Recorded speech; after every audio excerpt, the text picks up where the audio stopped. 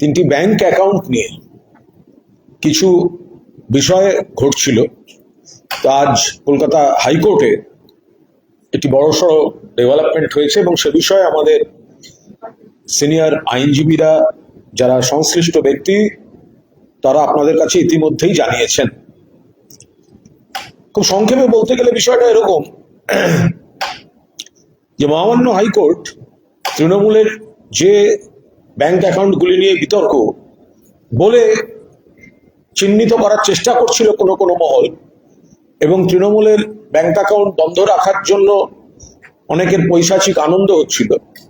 তো সেটা হাইকোর্ট বলেছেন যে এই অ্যাকাউন্ট পুরোদস্তুর বন্ধ রাখার মতো উপযুক্ত কোনো প্রমাণ পাওয়া যায়নি। অভিযোগ আর প্রমাণ এক জিনিস নয়। তো সুতরাং দৈনন্দিন কাজ কর্ম খরচ করা যাবে, স্পেশাল অফিসার দেখবেন, এটা তো একটা পার্ট। আমি আইনের বিষয়টা খুব একটা যাচ্ছি না, তার কারণ ওখানে আইনজীবীরা তারা বিস্তারিত সবটা বলছেন। সব থেকে জরুরি যে বিষয়টি মহামান্য আদালত তাদের পর্যবেক্ষণে উঠে এসেছে সেটা হচ্ছে এই যারা আপত্তি করলো, যারা বিপ্লবী সেজে আপত্তি করলো ব্যাংক অ্যাকাউন্টটা বন্ধ করা হোক, ব্যাংক অ্যাকাউন্টে অন্যায় কাজ হয়েছে, ব্যাংক অ্যাকাউন্টে টাকা ঠিক নয়, এগুলোর যে কি নীচ চরিত্র এদের মুখোশ টেনে খুলে ফেলে দিয়েছে কলকাতা হাইকোর্ট। কলকাতা হাইকোর্ট স্পষ্ট আইডেন্টিফাই করে দিয়েছেন, আরে আপনারা তো এই অ্যাকাউন্ট থেকে টাকা নিয়ে নির্বাচন করেছেন। অর্থাৎ আমরা যেটা প্রথম থেকে বলে এসেছি সেটা কিন্তু আজ মহামান্য কলকাতা হাইকোর্টও বলেছেন।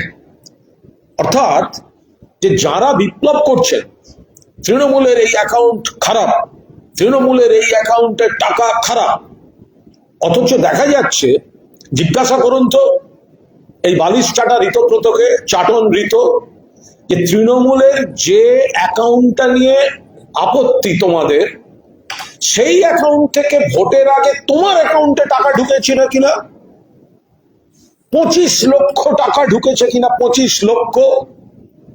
জিজ্ঞাসা করুন সন্দীপন সাহাকে। তৃণমূলের যে অ্যাকাউন্ট বন্ধ করার জন্য তোমরা সই করে জমা দিচ্ছ সেই অ্যাকাউন্ট থেকে তোমার অ্যাকাউন্টে 25 লক্ষ টাকা ঢুকেছে কিনা। যারা যারা সই করেছে তৃণমূলকে অসুবিধায় ফেলার জন্য ব্যাংক অ্যাকাউন্টে বদনাম দিয়ে, তাদের মধ্যে যারা ভোটে লড়েছে, কেউ জিতেছে কেউ হেরেছে, 25 লক্ষ টাকা করে তাদের অ্যাকাউন্টে ঢুকেছে কি ঢোকেনি। তাহলে এ তো বড় চমৎকার কথা।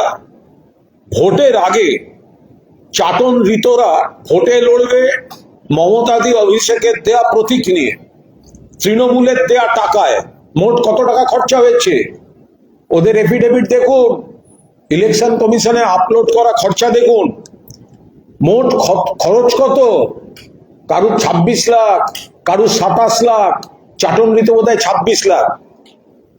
আরে তোমার 26 লাখের 25 লাখ তো তৃণমূলের ওই অ্যাকাউন্ট থেকে গেছে। এখন জিতে যাওয়ার পর তোমাদের লজ্জা করছে না সেই অ্যাকাউন্টটাকে বন্ধ করার জন্য চিঠি দিতে? কিছু লোক আছে, খুব নিচ শ্রেণীর লোক আছে, মানসিকতার নিচ শ্রেণীর লোক আছে, যারা যে থালায় ভাত খায় সেই থালাতে বসে পটি করে। এই চাটন ঋতু হচ্ছে সেই ক্লাসে পড়ে। অর্থাৎ ভোটের আগে যে টাকাটা নিয়ে সে ভোটে লড়েছে, নিজের জেতা হয়ে গেল, সঙ্গে সঙ্গে সেই অ্যাকাউন্ট খারাপ, সেই টাকা খারাপ, টাকা বন্ধ করে দেওয়া হোক। এর মানে কি? এইটা যে আজকে কোর্ট অবজার্ভ করেছেন, এটা অনুমতি দেওয়ার থেকেও গুরুত্বপূর্ণ অবজারভেশন।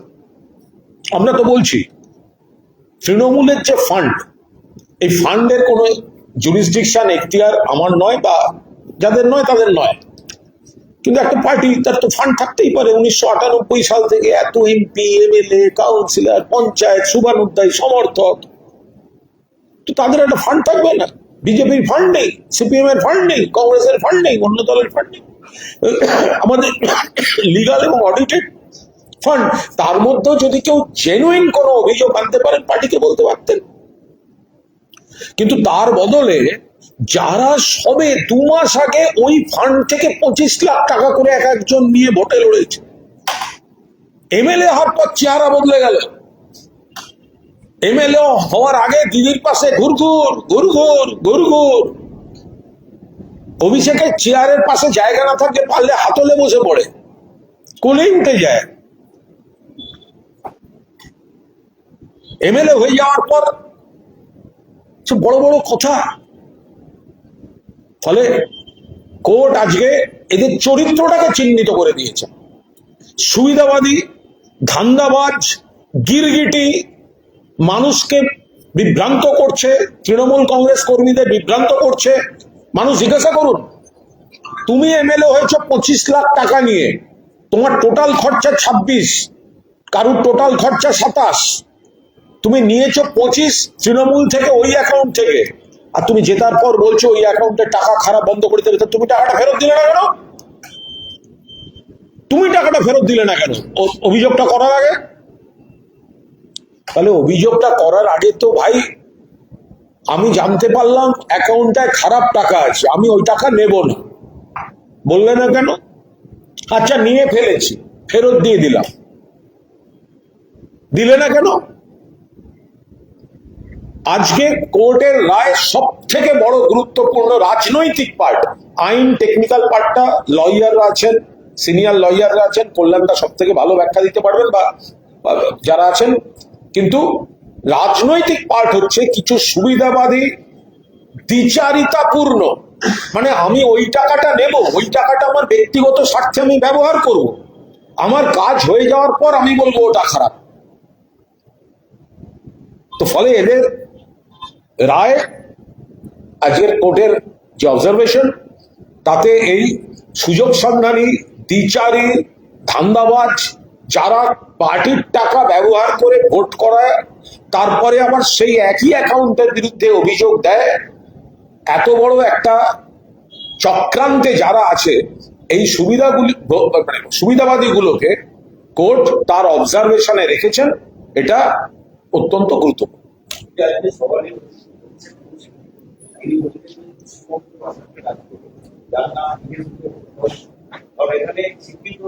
বিরোধী রাজনৈতিক দল শাসকের সমর্থন এবং পুলিশের অভিযোগের সম্পর্ক সাংস্কৃতিক, যে একটা অভিযোগ করছে আর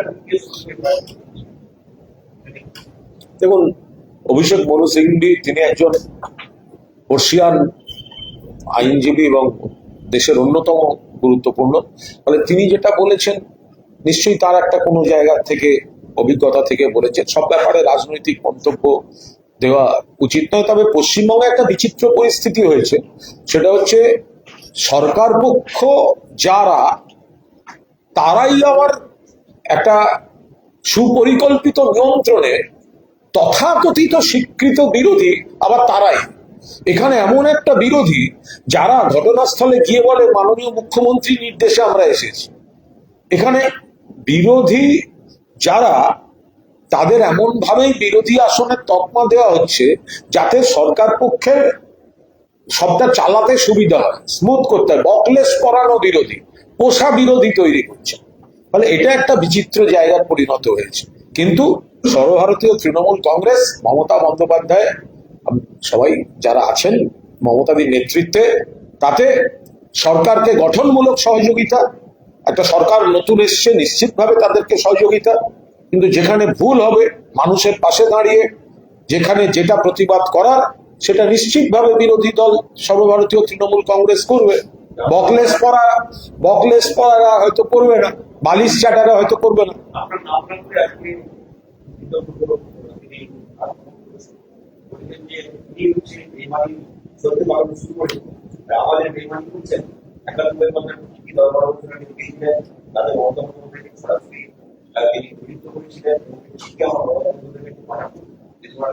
আরে চাটন ঋতু একটা বোকা ছেলে, একটা খারাপ ছেলে, আমার 91 পাতার চিঠি, ওটা আনন্দবাজারে আমার বাইলাইন করে প্রকাশিত হয়েছে।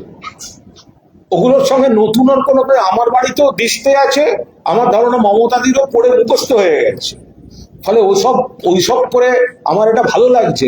শয়নে স্বপ্নে জাগরণে ও যে ওই পালিশ ফালিশ ছেড়ে আমার নাম মনে রাখছে, সেটা আমার পক্ষে রিস্কিও বটে। হ্যাঁ, এটা আমার পক্ষে অত্যন্ত রিস্কি। হ্যাঁ, আমাকে খুব চারপাশ দেখে চলতে হবে, কারণ ঋত শয়নে স্বপ্নে জাগরণে ও তো সব নানা রকম জিনিস দেখে বেড়ায়। তা এখন আমাকে দেখছে, আমাকে আক্রমণ করছে, ইয়ে ডার হামে আচ্ছা লাগা। 91 পাতা অত্যন্ত বিখ্যাত চিঠি, ওটা একেবারে মানে আমি প্রায় পুজো বার্ষিকীতে অপ্রকাশিত পত্রাবলীর মতো আমি যত্নে রাখি। আমার জীবনে অত্যন্ত কঠিন সময়ের ঋতু, যে সময়টাকে আমাকে কাঁধে বন্দুক রেখেছিল, নিশ্চিত আমি বলি তো আমার দলের কয়েকজন লেগেছিল, আমার অভিমান ছিল, অভিযোগ ছিল, তার মধ্যে আসল লোকটি মারা গেছে, আমি আর নাম বলতে চাই না, মৃত লোককে আর কত গালাগাল দেব।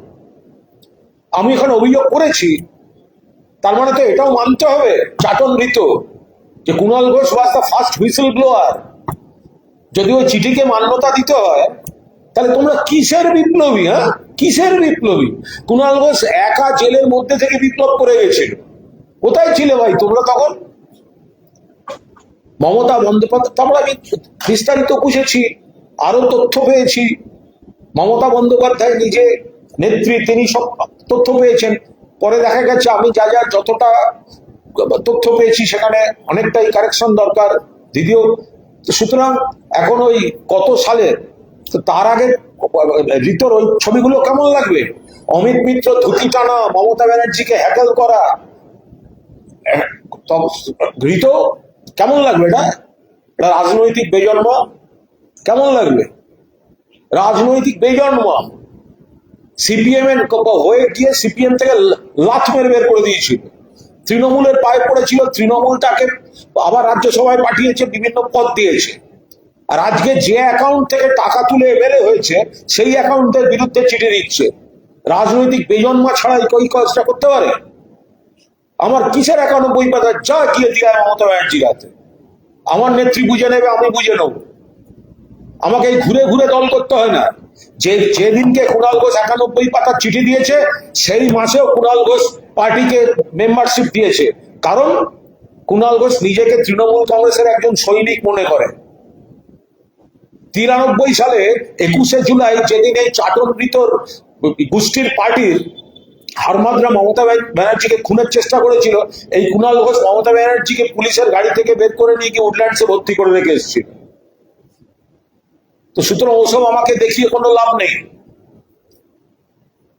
একের পর এক আমার ভাবতে ভালো লাগছে, চাটন ঋতু, চাটন ঋতু, চাটন ঋতু শুধু মানে মেয়েটার সঙ্গে অন্যায় করেনি, তার টাকা নিয়ে বিদেশ গেছিল বলে অভিযোগ ছিল। বালুরঘাটের কেসটায় ব্যাংক ট্রানজাকশনটা বড় বিষয় ছিল। বালুরঘাটে কেসে ব্যাংক ট্রানজাকশন, দেখছেন না? তৃণমূলের টাকা নিয়ে জিতে তৃণমূলকে বদনাম করছে, মেয়েটার টাকা নিয়ে জিতে আবার মেয়েটাকে ওর অ্যাকাউন্ট থেকে অবশ্যই তুমি আর কিছু করো না, আমি তোমায় টাকা ফেরত দিচ্ছি, কেস আছে ওর। চাটন ঋতু, পুরুষ যৌনকর্মী, তার আবার বড় বড় কথা।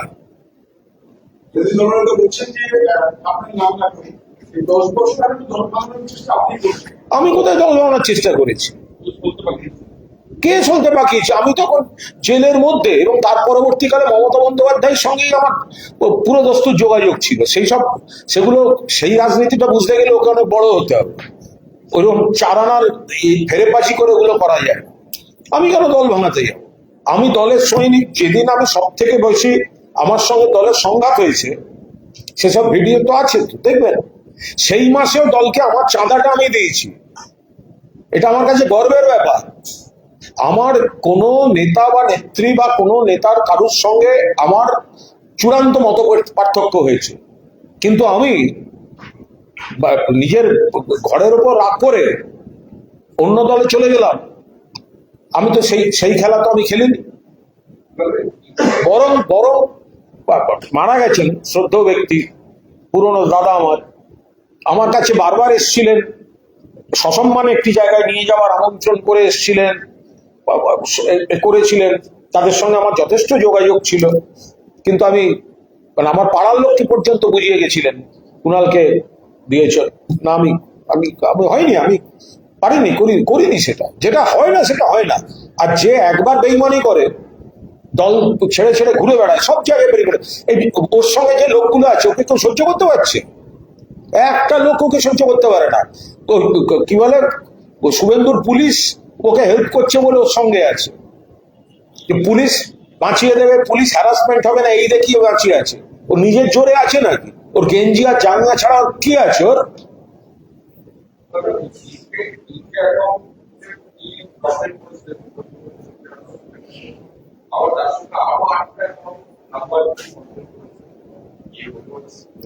একটা একটা তথাকথিত নাকি তারা তৃণমূল, তথাকথিত স্পিকারের দেয়া নাকি বিরোধী নেতা, তাদের কাজ হচ্ছে তৃণমূলের কি ক্ষতি করা যায়, তারা কর্মীরা আক্রান্ত, কর্মীদের পাশে দাঁড়ানো, সেখানে ছুটে যাওয়া, তাদের সময় হচ্ছে না।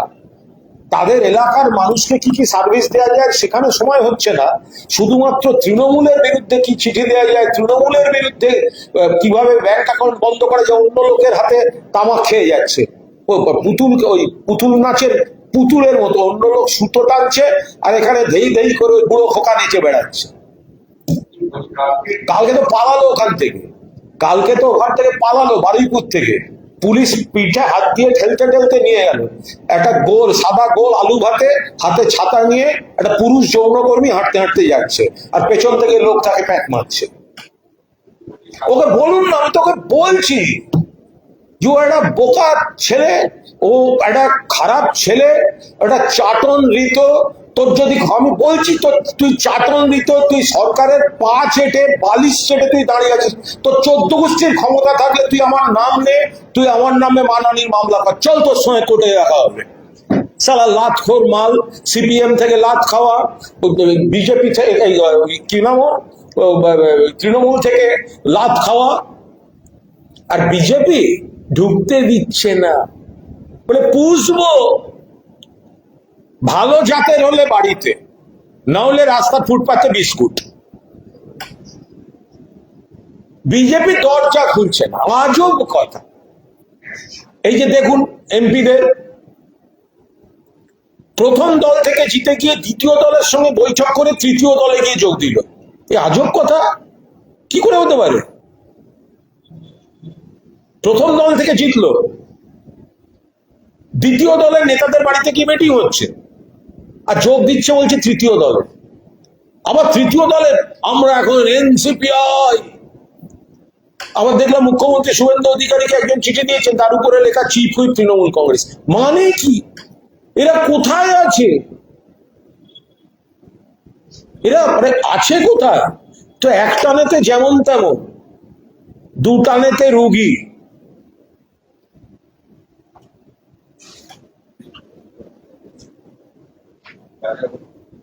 তিন টানেতে ঘুরে ঘুরে আমরা দলত্যাগী, এরকম একটা কিছু আসবে আর কি। তো ফলে কি আছে, এদের কত বড় অপমানজনক। এদের দিয়ে বিদ্রোহ বিপ্লব করাতে চাইছে, কিন্তু দরজা খুলছে না। ভালো জাতের হলে কিন্তু রাখতো বাড়িতে। পেডিগ্রিতে গন্ডগোল, ওখানে গেটের বাইরে। তুই ওই 91 পাতা তুই রোজ পড়, রোজ 10 পাতা পাঠা মমতা বন্দ্যোপাধ্যায়কে। আর তুই যা যা বলেছিলি সেগুলো আমি রোজ সকালবেলা, তোর ভিডিওর ফুল কালেকশন আমার কাছে আছে, সেগুলো আমি শুভেন্দু অধিকারীর পার্সোনাল ইয়েতে আর অমিত শাহের পার্সোনাল হোয়াটসঅ্যাপ, এবার আমি তোর ভিডিওগুলো পাঠাতে থাকো। ঘুম থেকে উঠে রোজ দেখবে তুই কি কি বলেছিস।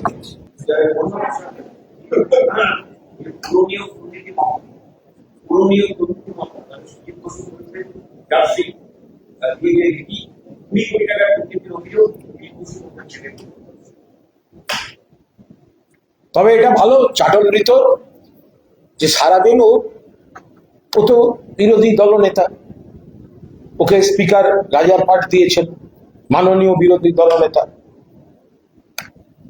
এবার ওই বালিশ চাটার সিনটা তো ওই কাদার মধ্যে শুয়োরের নাতিরা যেরকম ওই কাদা চাটে, জঞ্জাল চাটে, সেই সিন। আমি তো ব্যক্তিগতকে বলছি না, আমি স্টাইলটাকে বলছি। কাদার মধ্যে দেখবেন যখন আবর্জনা নোংরা আস্তাকুল শুয়োর যেরকম চেটে খায়, তো ওইভাবে যদি কেউ চাটে আর ভিডিও করে, তো কি হবে ওর? কিন্তু নাদুস নুদুস গোলগাল চেহারা, ঠিক আছে। তবে ওর এত কিছু করার পরও যে দিনের শুরু থেকে শেষ ও আমার নাম জপে যাচ্ছে আর কোথায় কোথায় কি কি বলছে সেগুলো আমার কাছেও খবর আসে, ভালো করুক না, আমার কোনো সমস্যা নেই, ও চালিয়ে যাক আর 91 পাতা মুখস্থ করুক। এবং তারপরেও নজির রাখুক, যার বুকে এত যন্ত্রণা থাকে, দলের ওপর অভিমান থাকে, তারপরেও সে কিন্তু দলটা বদল করে চলে যায় না। শুধু বিজেপির কথা বলছি না, বিজেপিতে আমার যথেষ্ট বন্ধু বান্ধব ছিল, দল বদল দূরের কথা, একটা সেন্ট্রাল কমিটিও নেয়নি কুণাল ঘোষ। আমার বেলের পর যখন আমাকে টেলিফোন অ্যাডভাইসারি কমিটি দেওয়া হয়েছে, আমি কমিটিটাও নিইনি, কিন্তু দল বদল তো পরের কথা, যাতে কোনো ভুল বোঝাবুঝি না হয়, আমি কমিটিটাও নিইনি। আমার আর এক দাদা সোমেন মিত্র যখন পিসিসি প্রেসিডেন্ট, সোমেনদার সসম্মান সস্নেহ আমন্ত্রণ ছিল, আমি যাইনি। আরে আমার কাছে প্রায়োরিটি তো, আমি সাংবাদিকতা করেছি, রাজনীতির সঙ্গে একটা ভালো সম্পর্ক থেকে গেছে, আছি যখন এত কিছু হয়েছে আমি দিদির সঙ্গে থেকে যাব। তার মানে এই নয় যে বাকিদের সঙ্গে সম্পর্ক খারাপ, আর আমাকে বেঁচে থাকতে গেলে দলে ঘুরে ঘুরে ঘুরে ঘুরে রাজনীতি করতে হবে, দলের ধান্দাবাজি করে করে করে করে এই দলের এই দোকানে ওই দোকানে ওই দোকানে করতে হবে। আমার একটাই আফসোস হচ্ছে, সন্দীপন শাহ ছেলেটা ভালো ছেলে ছিল, এখন একটা পথ সঙ্গে পড়ে কিছু ধান্দাবাজের পাল্লায় পড়ে ছেলেটা খুব, এটা আমার খারাপ লাগছে।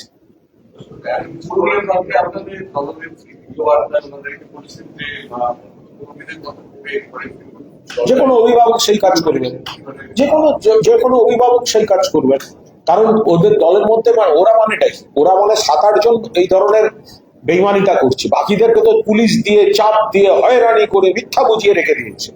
তারা তো ফিরতে চাইছে, তারা তো অনেকে মমতাদির সঙ্গে যোগাযোগ করছেন, আমাদের সকলের সঙ্গে অনেকের যোগাযোগ আছে, তারা হয়তো চাপটা কাটিয়ে বেরোতে পারছেন না।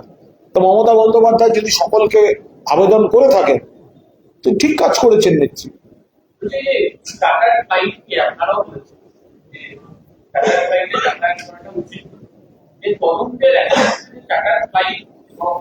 এই ডিটেল আমি কিছুই জানি না, কিছুই বলবো কি করে জানি, আমি যেটা জানি না, আমি শুধু কাগজ পড়ে দেখে আমি কি বলবো, যেটা জানি না, যেটা আমার জুরিসডিকশন না এখতিয়ার নেই, জানি না, সেটা কি করে মন্তব্য করবো?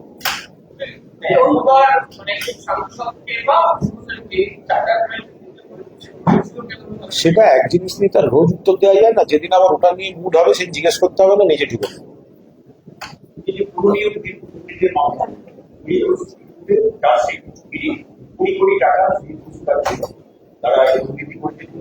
দেখুন। প্রথম কথা, কোনো মামলায় কোনো চার্জশিট হলে তার উপর দাঁড়িয়ে কোনো মন্তব্য করবো না, তার কারণ মেরিট জানি না, মন্তব্য করবো না। টাইমিং জানি, সেক্ষেত্রে একটা রাজনৈতিক উদ্দেশ্য প্রণোদিত হওয়ার সম্ভাবনা থাকে। বাকিটা যিনি এবং তার আইনজীবীরা বলবেন। পাশাপাশি এটাও বলবো, চার্জশিট মানেই কিন্তু সেটা ধ্রুব সত্য নয়। অনেক সময় এই বিষয়টাকে এগিয়ে নিয়ে যাওয়ার জন্য ইনভেস্টিগেটিং এজেন্সি একটা চার্জশিট দিয়ে রেখে দেয়। এবার সেই চার্জশিটটা সত্যি না আদৌ সেটা প্রমাণ করা যাবে কিনা, সেটা তো বিচারের সময় কোর্টে প্রমাণ হবে।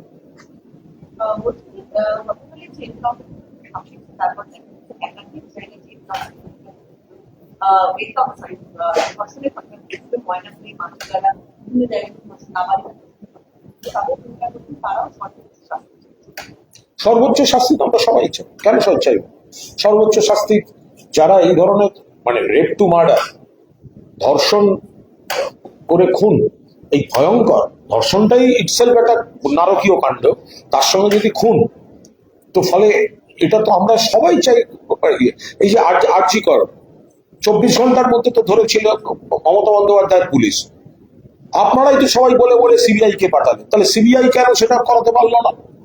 ওই সময়টা দেখুন কতগুলো রাজ্যে একাধিক ঘটনায় রাজ্য পুলিশ কিন্তু ইয়ে করে এনেছে, ফাঁসির সাজা কোর্ট থেকে করিয়ে এনেছে। এটা আরজি করে করতে তো কেউ বাধা দেয়নি, সিবিআই ছিল সেন্ট্রাল এজেন্সি, কেন করাননি?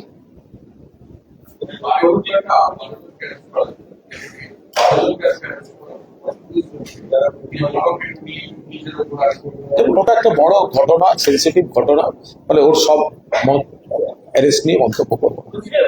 অভিষেক ব্যানার্জি একবার দাঁড়িয়ে বলেছিলেন যে সিস্টার সাইড আপত্তি আপনারা সেটা মনে করেন? ওইভাবে নির্দিষ্টভাবে বলা যায় না। নিশ্চিতভাবে যে ব্যক্তি, দেখুন একটা কথা হচ্ছে, আমরা সবাই চাই, আমাদের আবেগ চায় যে আমাদের ঘরের মেয়েদের উপর যদি এই ধরনের অত্যাচার যে জন্তু করবে তা বেঁচে থাকার অধিকার নেই, এটা একদম পরিষ্কার বাংলা ভাষা। এবার সেটা আমরা কিভাবে করব? বেঁচে থাকার অধিকার নেই, সেটা তো আমরা মানে এক বাক্যে আমাদের বিবেক, আমাদের সিদ্ধান্ত, আমরা এক বাক্যে সেই কথাগুলো বলছি। এবার সেটা কোন পদ্ধতিতে হবে, সেটা মানে সঙ্গে সঙ্গে আইনের বাইরে গিয়ে হবে, নাকি দ্রুততার সঙ্গে আইনের মধ্যে দিয়ে হবে, এইটা নিয়ে একটা সমাজে বিতর্কে। এই এই লোকগুলোর বেঁচে থাকার কোনো অধিকার নেই, এই ব্যাপারটাই কিন্তু গোটা সমাজ একমত। এইখানটায় কোনো দ্বিমত আছে বলে আমি মনে করি না। বিষয়টা হচ্ছে যে দুম করে একটা ঘটনা হয় কি, কখন একটা কিছু ঘটে গেলে তাকে দিয়ে আরো চারজনকে যদি আইনে করানো যেত, কেউ সুবিধা না পেয়ে যায়, অমুক তমুক, এই ধরনের কিছু টেকনিক্যাল বিষয় চলে আসে।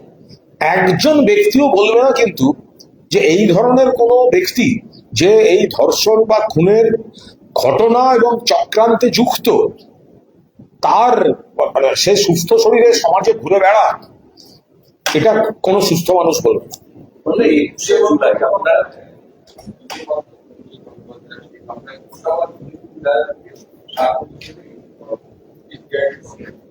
বলতে পারবো না। আইনের বিষয়, এটা একেবারেই আইনের বিষয়।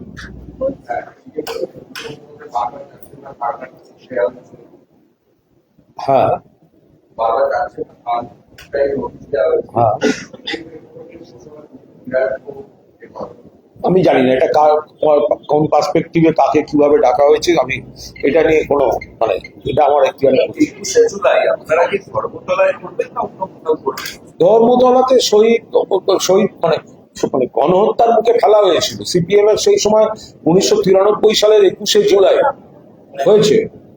তো সুতরাং নিশ্চয়ই শহীদ তর্পণটাও ধর্মতলাতেই আমরা চাইবো হোক। আমি এক্ষুনি বলতে পারবো, আমি সেটা হতে পারে, আমি বলতে পারবো না। ধর্মতলা কত বড় জায়গা কোনো ধারণা আছে?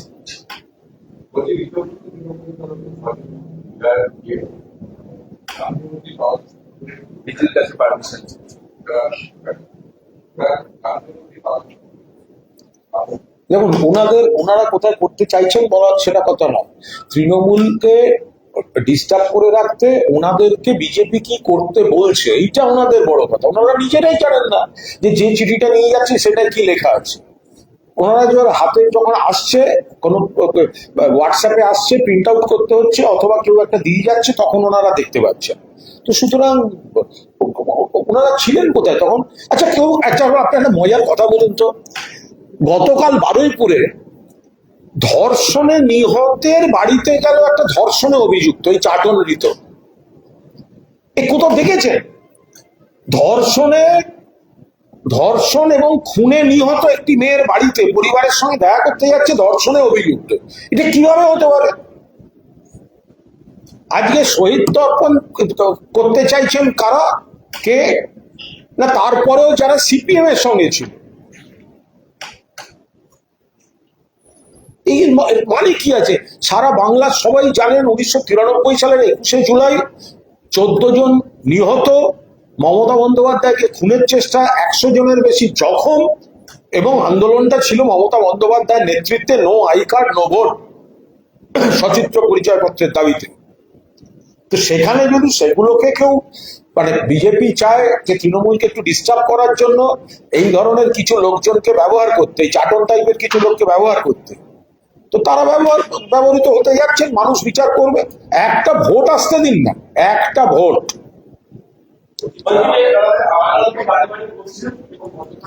তুমি যেটা বলেছি সেটা ঠিক করোনি কাল, সেটা হচ্ছে ওই মমতাদির এক কর্মীকে চড় নিয়ে। সেটা আমি কিছু বলি। আমি আবার বলছি, সমস্ত যারা অন্তত একটা পলিটিক্যাল ক্লাসের ব্যবস্থা করো, এটা রিপোর্টার তো খুব জরুরি। আমি একজন সাংবাদিক সত্তা থেকে বলছি, 1992 সালে, লিখে রেখে দাও, 1992 সালে যখন ওই বাবরি মসজিদ ধ্বংস হয়েছিল, এর কিছুদিন পরে কলকাতা সফর করেছিলেন তৎকালীন বরখাস্ত হওয়া মুখ্যমন্ত্রী কল্যাণ সিং, বিজেপির। সকালে ক্যালকাটা ক্লাবে তার প্রেস কনফারেন্স ছিল, পরবর্তীকালে বিকেলে তৎকালীন এসপ্ল্যানেড ইস্টে তার জনসভা ছিল। কল্যাণ সিংকে কেন্দ্র করে স্বভাবতই তৎকালীন বিজেপির একটা ভিড় ইত্যাদি ছিল।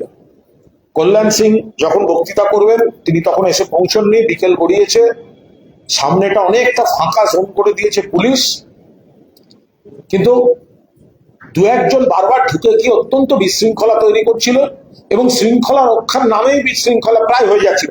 সেই লোকগুলোর হয়তো দোষ নেই, তারা বাকিদের চুপ করাতে যাচ্ছে, করতে গিয়ে সবাই মিলে একটা হয়ে যাচ্ছিল। পরশ দত্তকে জিজ্ঞেস করবেন, এখনো বোধহয় বেঁচে আছে, পরশ দা বেঁচে আছে, ওইখানে দাঁড়িয়ে জেনারেল সেক্রেটারি পরশ দত্ত সকলের সামনে দলের এক প্রভাবশালী নেতাকে ঠাসিয়ে এক চড় মেরে বলেছিলেন, একদম সাইডে যাও। আমরা জিজ্ঞেস করেছিলাম, পরেশ দা আপনি একটা প্রকাশ্যে একজন নেতাকে মারলেন? বলে, এটা আমার আর আমাদের নেতৃত্ব আর আমার কর্মীর, আমার নেতার সম্পর্ক। আমাদের ওই জায়গাটা শৃঙ্খলাটা রাখার জন্য একটা আমাদের রিয়াকশন হয়েছে, তার সঙ্গে ওকে অপমানের কোনো সম্পর্ক নেই। এখন এখন এখন গতকালও যেটা হয়েছে, ওর হাজরায় মার খাওয়ার পর ছেলে মেয়েগুলো এখানে কাতরাচ্ছে, বাইরে এত মিডিয়া এবং এত কর্মী, গাড়ি ঢুকতে পারছে না, মমতা ব্যানার্জি ইনজিওরদেরকে তুলে নিয়ে যাচ্ছে। সেই সময় সামনে যারা পড়ে যাচ্ছে, উনি ধাক্কা মেরে, চড় থাপ্পড় মেরে সরিয়ে ক্লিয়ার করছেন যাতে গাড়িটা আসে এবং ইনজিওরদের তোলা। উপাসনাকে যখন মারা হলো, উপাসনাকে যখন টেনে হিচড়ে নামাচ্ছে, তখন তোমার চ্যানেল দেখায় না, আর মমতা ব্যানার্জি নিজের কর্মীকে তখন সরাচ্ছে, সেইটা তোমাদের দেখানো হয়। এটাও তো ঠিক নয়। উপাসনা একটা মেয়ে দাঁড়িয়ে, তাকে ঘিরে দুঃশাসন দুর্যোধনেরা যে তাণ্ডব করেছে, সেটা ক সেকেন্ড দেখিয়েছো, আর মমতা দিকটা ক সেকেন্ড দেখিয়েছো। বাধ্য নয় সবুজ প্রশ্নের উত্তর দিতে।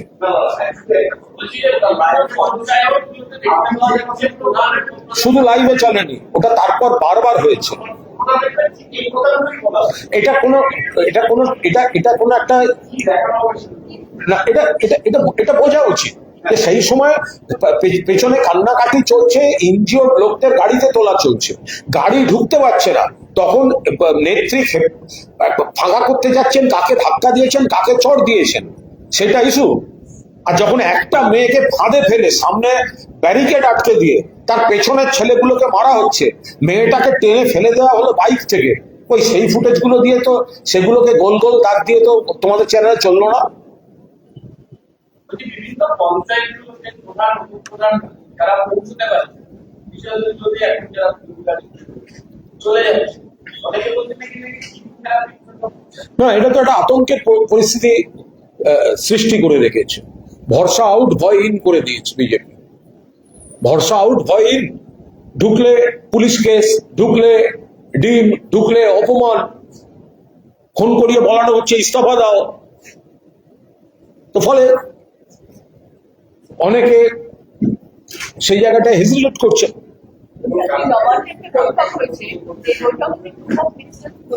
বিভিন্ন দপ্তরের শ্বেতপত্র প্রকাশ করা হবে, সেই নিয়ে আলোচনা দেখুন,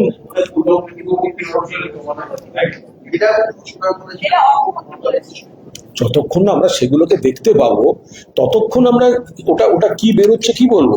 তাহলে তো সেখানে সমানভাবেই শ্বেতপত্র আসা উচিত, যেটা বাজেট আলোচনার সময় অনুরোধ করা হয়েছিল, যে তাহলে গত 5 বছরে কেন্দ্রীয় সরকারের কাছ থেকে পশ্চিমবঙ্গের কতটা পাওনা ছিল, আদৌ কতটা পাওয়া গেছে আর কতটা পাওয়া যায়নি, তার শ্বেতপত্রটাও প্রকাশ করা হোক। 100 দিনের 21 সালে হারার পর থেকে 100 দিনের কাজে টাকা দেয়নি, আবাসে টাকা দেয়নি, জল জীবন মিশনে টাকা বন্ধ করেছে, 2 লক্ষ কোটি টাকার বেশি দেয়নি। প্রাকৃতিক দুর্যোগে অন্য রাজ্য টাকা পেয়েছে, পশ্চিমবঙ্গ পায়নি। তাহলে প্রথমে তো আগে বাংলার অধিকারের শ্বেতপত্রটা ওনারা প্রকাশ করবেন, তারপর নিজেদের রাজনৈতিক এজেন্ডা কি করবে সেগুলো আমরা পড়ে দেখব। পশ্চিমবাংলা থেকে কর আপনারা আদায় করে নিয়ে গেছেন, বাংলার মানুষ ট্যাক্স দিয়েছে, কিন্তু বাংলার মানুষকে প্রাপ্য দেননি। কোন খাতে কত টাকা, কোন ডিপার্টমেন্টের টাকা পাওনা ছিল, আর ওই আর্থিক বছরের একদম শেষ দিকে একটা টাকা পাঠিয়ে দিয়ে তখন খরচা করা যায় না, ওই গল্প দেখাবেন না। একটা ফিনান্সিয়াল ইয়ারে খরচা করা যায় এমন সময় টাকা এসছে, এইরকম টাকার হিসাব দেবেন।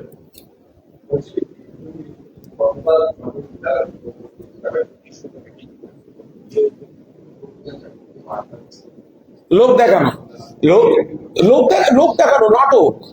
তৃণমূল কর্মী ডিজির সঙ্গে তো আমরা বারবার জানাচ্ছি, আমরা চিঠি দিয়েছি, আমরা কথা বলেছি, আমরা স্পটে যাচ্ছি, আমরা থানায় যাচ্ছি, আমরা আইনে লড়ার চেষ্টা হচ্ছে।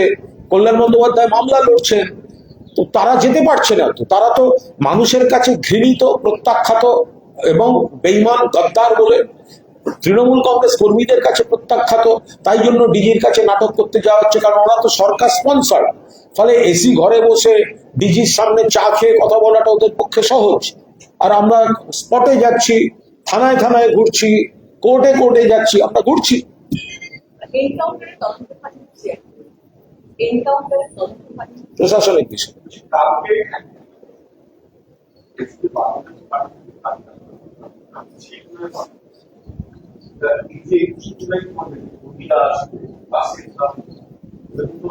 আপনারা কি দেখলেন বড় কথা নয়, আপনারা তারপর কি কি দেখালেন সেটা বলুন। আপনি বলেন আপনারা দেখলেন যে কি কি হামলা হলো, এবার আপনার চ্যানেল দেখালো কতটা সেটা বলবেন তো। আমি নইলে কি করে রিয়াকশন দেবো? মানে আপনি মানছেন যে কালকে খুব খারাপ হামলা হয়েছে, আপনি তো বললেন। হ্যাঁ, মারপিট মানে কার সঙ্গে মারপিট?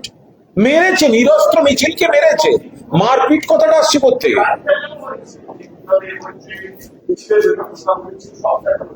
হ্যাঁ, প্রশ্নটা কি? ওরা 21শে জুলাইকে ভয় পাচ্ছে।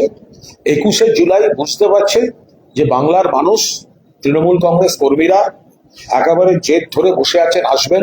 কি কি ভাবে বাধা দেওয়া যায়, কি কি ভাবে অনুমতিতে দেরি করানো যায়, কি কি ভাবে জটিলতা তৈরি করা যায়, কি কি ভাবে যারা আসবে সেই জায়গা থেকে বাধা তৈরি করা যায়, সেই সমস্ত রকম ব্লুপ্রিন্ট তারা তৈরি করছেন বলে আমাদের খবর এসেছে। চলো, এবার আমরা বলেছি হ্যাঁ।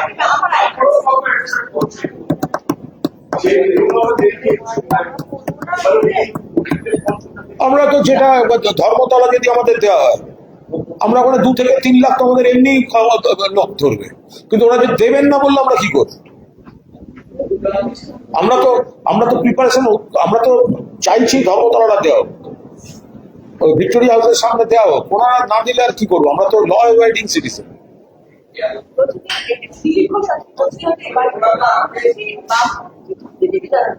তারা অপরাধ হবে তখন কেন শাস্তি হতে পারে, আবার যখন শাস্তি হয় তখন আবার কেমন এদের উপরে না, দিলীপ বাবু যে কথাগুলো বলছেন এগুলো ঠিক হচ্ছে না। কখনো বলছেন এই ডিম থেরাপি হোক, কখনো ওই হচ্ছে যে ডিমের বদলে পাথর মারতে বলবে, এগুলো ঠিক না। যখন দার্জিলিং এ ওনার পশ্চাৎ দেশে কি যেন কে মেরেছিল, সেটাও কিন্তু দেখতে ভালো লাগে। ফলে এই ধরনের জিনিসগুলো ওনাদের মতো সিনিয়র নেতাদের মুখ থেকে শোভা পায় না। আমরা সবাই নিন্দাই করেছিলাম। দার্জিলিং এ যখন দিলীপ বাবুর পশ্চাৎ দেশ থেকে কি একটা হয়েছিল, কিছু একটা ঘটেছিল সকালবেলা, মনে করে দেখবেন।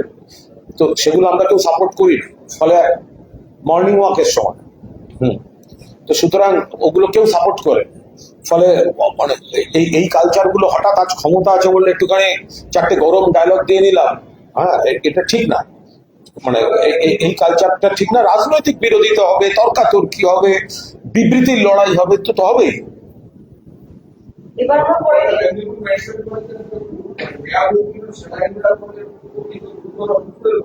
কোথায়? নাচটা করছেন যে আমাদের সব ছেলেকে এটা অভিযোগ করছে পরিবারের।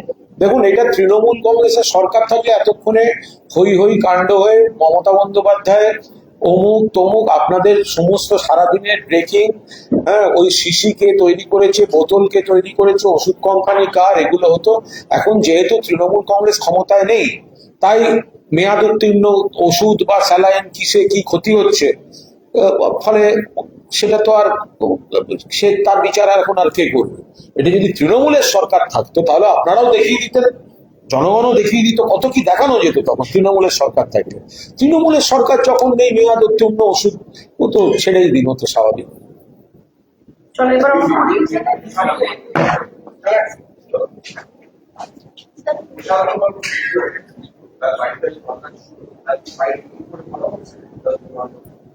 ওটাকে ধরা যাচ্ছে না কেন? এটা আজব না? একটা লোককে ধরা যায় না? কৌশিক আদৌ যদি তার বিরুদ্ধে সত্যি অভিযোগ থাকে তাহলে ধরা যাবে না কেন? যদি সত্যি অভিযোগ থাকে, মাঝখানে একটা গাড়ি ফাড়ি অ্যাক্সিডেন্ট না কিসব করে একটা ধরা পড়েছিল, তাহলে তখন কেন ধরা হলো না? যদি সত্যি অভিযোগ থাকে একটা ব্যবস্থা হোক, আর যদি অভিযোগ না থাকে তাহলে শুধু একটা লোকের বদনাম করতে করতে হয় না।